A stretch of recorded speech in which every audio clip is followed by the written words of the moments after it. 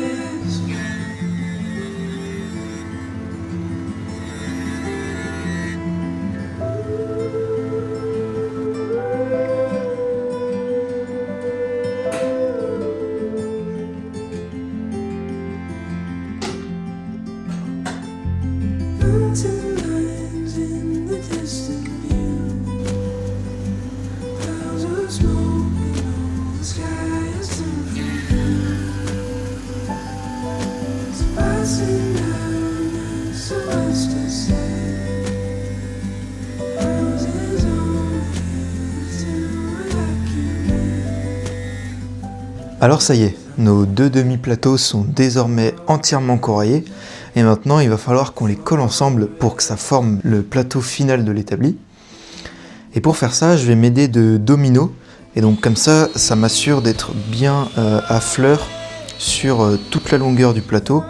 Et lorsqu'on aligne comme ça plusieurs dominos dans la longueur, il faut bien veiller à laisser un petit peu de jeu pour nous faciliter le collage et que tout puisse s'emboîter. Et en fait, moi, ce que je fais, c'est que le premier domino que j'usine, je règle la machine pour qu'il n'y ait pas de jeu. Et je rajoute simplement du jeu sur tous les autres dominos qui sont dans la longueur. Et comme ça, c'est simplement le premier qui m'aligne en long.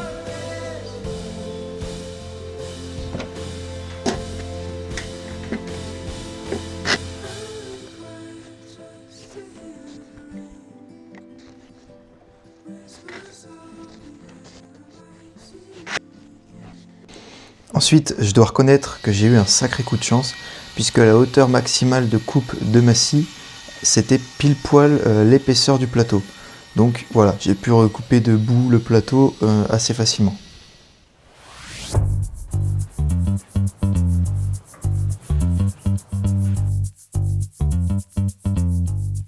Ça y est, je viens de passer tous les pieds à la raboteuse, et maintenant j'attaque l'usinage de toutes les mortaises, qui vont permettre l'assemblage complet du piétement.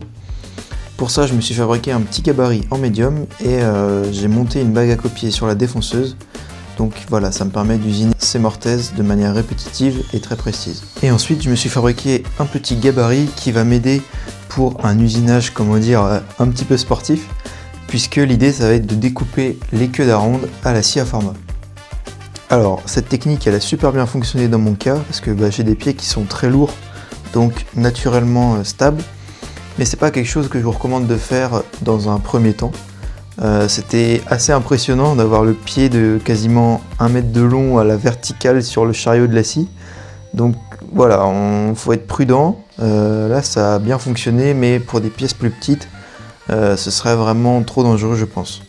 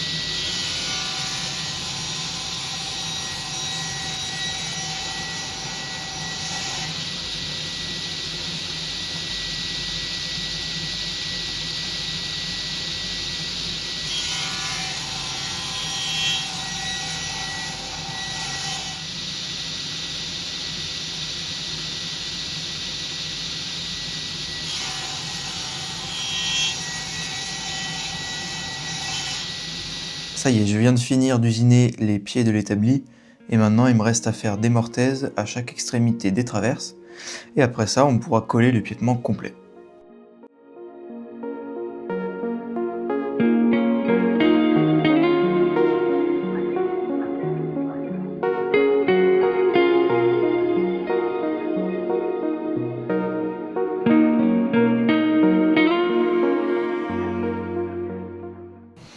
Et puis bien sûr, avant le collage, on n'oublie pas de faire la finition des intérieurs.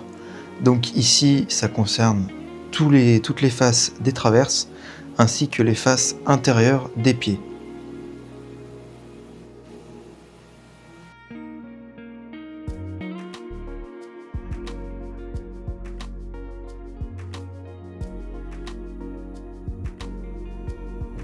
Alors, pour me faciliter la vie, j'ai décidé de faire le collage du piétement en 2 fois. Donc je commence par coller les parties les plus longues à plat, comme vous êtes en train de me voir faire.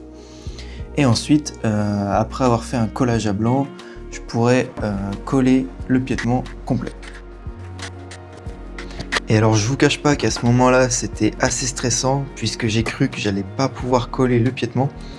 En fait, ce que j'ai eu et rencontré comme problème, c'est que les tenons avaient légèrement gonflé sous l'effet de la colle, ce qui a rendu les assemblages en faux tenons très serrés.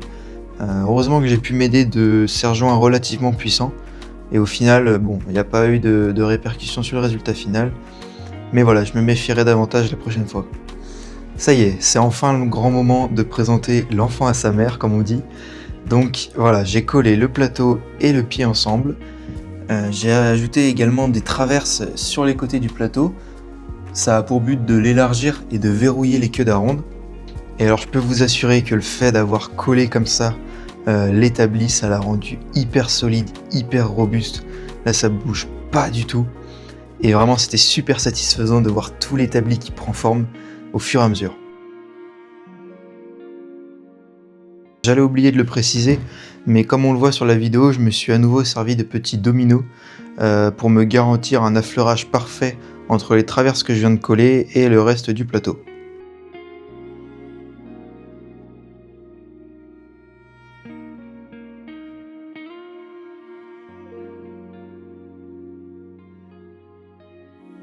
Et enfin, la dernière étape, ça a été de fixer 2 traverses à chaque extrémité du plateau.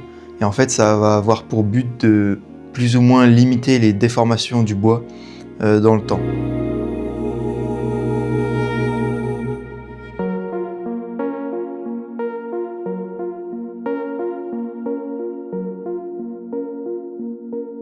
Et enfin, j'ai terminé ce projet en appliquant 2 couches de finition huile cire. Ça vient de chez Osmo. Et donc j'ai appliqué ça au rouleau avec un égrenage entre chaque couche. Vraiment, j'en suis super content. Merci beaucoup d'avoir cliqué sur ma vidéo. C'était un réel plaisir à fabriquer. J'espère que les plans que je vous ai donnés et cette vidéo pourront vous aider. Et en attendant, j'ai hâte de vous montrer mes futures fabrications sur cet établi. Et puis voilà, je vous laisse avec le résultat final et on se dit à très vite. Salut!